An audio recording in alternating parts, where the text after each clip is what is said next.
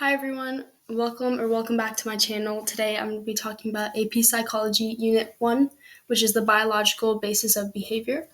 And this unit is weighted 15 to 25% on the AP exam, so it's a very crucial unit to understand what's happening. One of the biggest questions in psychology is whether our behavior is determined more from our inherited traits or our environment. This is the nature versus nurture debate. Nature being heredity with things such as eye color, hair color, and nurture being the environmental factors like education and culture.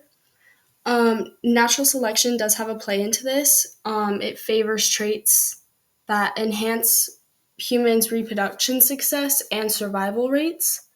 Um, One of the most common studies done for nature versus nurture is twin studies, especially twins that have been adopted into different homes, because you can really tell the difference between the environmental factors. Identical twins come from a single fertilized egg and they share 100% of their genes. And fraternal twins come from two separate eggs and they only share 50% of the genes. The central nervous system is made up of the brain and the spinal cord. The pink part. And the peripheral nervous system, it relays messages from the central nervous system to the rest of the body, and it's made up of the autonomic nervous system, which controls involuntary functions like heartbeat and heart rate, and the somatic nervous system, which is all of your skeletal muscles. Neurons and glial cells. Neurons, they transmit information, and glial cells provide structure and communication. Both of these are the basis for the nervous system and like the building blocks for it.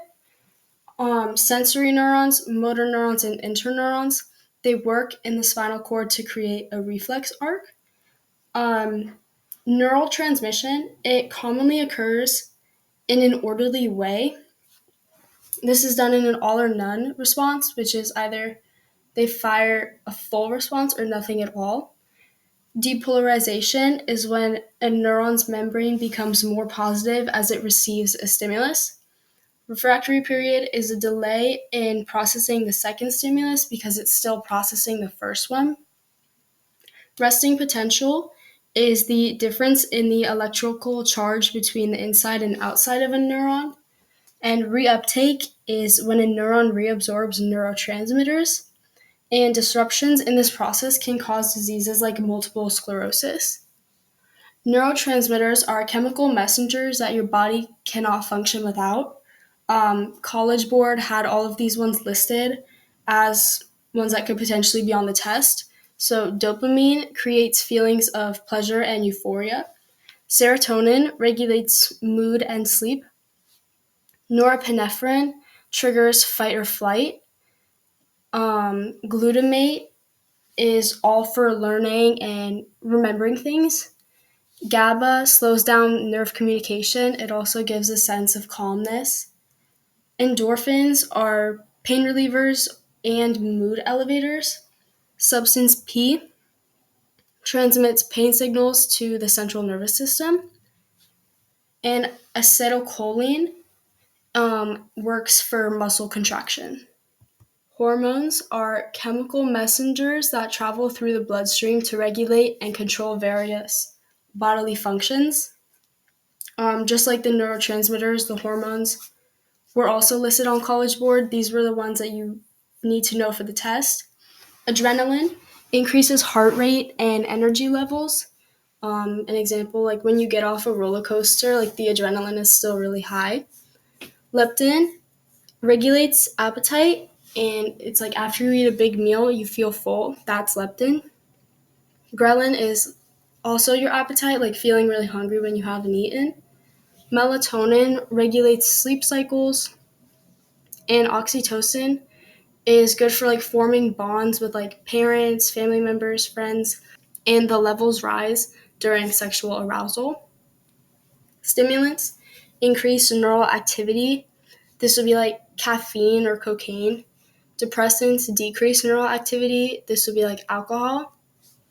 Hallucinogens cause distortions in perception, like marijuana, and opioids act as pain relievers like heroin. Parts of the brain that you need to know. The brainstem controls basic functions like breathing, and the cerebellum, which is also known as the little brain, controls coordination and balance. And then we have four lobes in our brain: the occipital lobes, which processes visual information, temporal lobes, which processes auditory information, parietal lobes, which process and organize information, and the frontal lobes, which is used for higher order thinking and like more complex thinking. And this doesn't develop until a little later in life. Some scientists have done split brain experiments to determine the difference between each hemisphere. The left hemisphere has been traced back to speech and communication. Um, Broca's area is speech production, and Wernicke's area is speech comprehension. And damage to either of these areas can lead to aphasia, which is a communication disorder that affects a person's ability to understand or express language. There are four stages of sleep. NREM is stages 1 through 3, and then REM comes right after that. And in REM, that's when we usually dream, and the entire sleep cycle lasts 90 minutes. However, we're on a 24-hour circadian rhythm cycle, but we only sleep for a fraction of that. Um, Insomnia is difficulty falling asleep.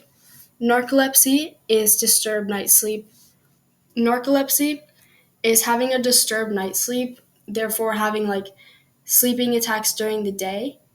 And sleep apnea is having breathing problems during sleep. It's when your breathing starts and stops. That is it for Unit 1 of AP Psychology. I do have a Quizlet linked down in the description box down below, so be sure to check that out if you need further help in studying. And thank you for watching.